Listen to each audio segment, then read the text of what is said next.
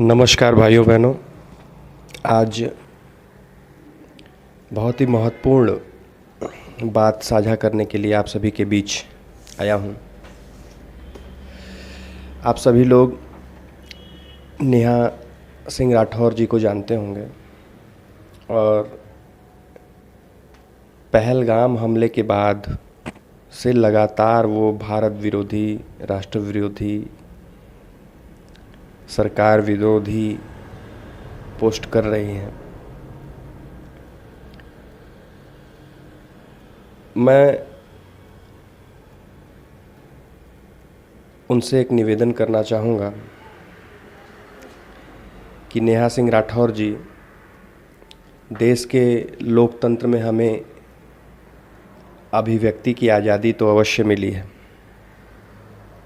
परंतु इस आज़ादी का अर्थ यह नहीं कि हम राष्ट्र की अस्मिता और सुरक्षा बलों के बलिदानों का उपहास करें।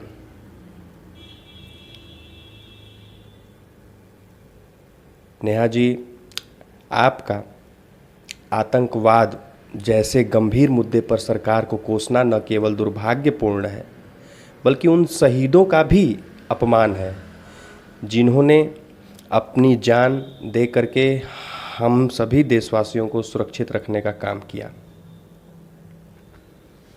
नेहा जी, पहलगाम जैसे हमले यूं ही नहीं होते। आतंकी हमले सोच समझ करके नहीं होते, महीनों की प्लानिंग होती है। कोई भी संगठन अचानक हमला नहीं करता। तो जब एक छोटा सा संगठन, एक छोटा सा देश जब कोई प्लानिंग करके कोई कार्य करता है तो उसे सफलता मिलती है। जैसे पहलगाम में हमारे देश के विरोधियों को 26 निर्दोषों की हत्या करके खुशी मिल रही है, लेकिन हमारा देश, हमारी सरकार, यहाँ तक कि विपक्षी पार्टियों के मुखिया, चाहे वो राहुल गांधी जी हों, चाहे मल्लिकार्जुन खड़गे जी हों, चाहे एनसीपी के शरद पवार जी हों, इन सभी, नीतीश कुमार जी हों, चंद्रबाबू नायडू जी हों, और इसके अलावा ये तो हमारे देश के राजनेता हैं। इसके अलावा अगर आप देखें तो विश्व की सबसे बड़ी ताकत अमेरिका, रूस, जापान, फ्रांस, ये सभी भारत को समर्थन दे चुके हैं। इजराइल,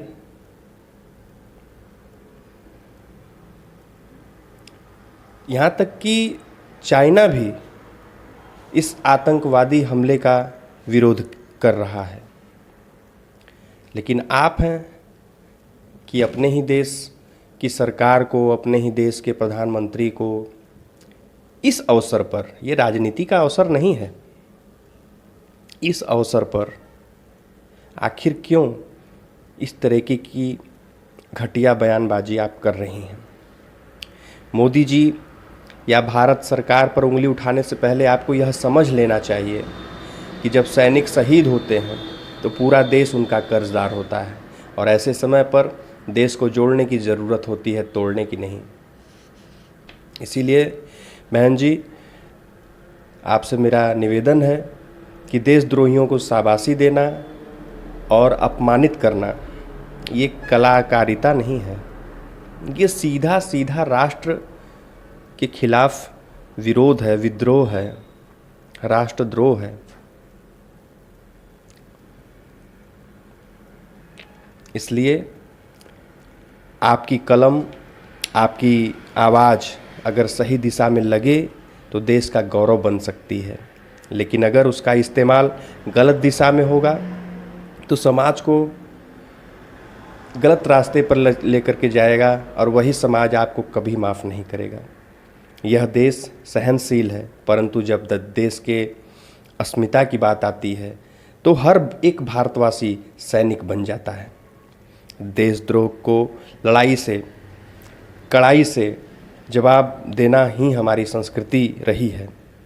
नेहा जी, समय आ गया है कि आप भी अपनी सोच का थोड़ा दायरा बढ़ाइए और ये जो समय समय पर आप तरह तरह की बयानबाजी करती रहती हैं, यूपी में काबा गाना गाती हैं, यूपी में काबा, अरे बंगाल में काबा आपको नहीं दिखता है? कभी गाती हैं बंगाल के ऊपर आप कि ममता दीदी ने वहाँ क्या हाल बना रखा है? वहाँ तो दीदी से आप कुछ नहीं पूछती।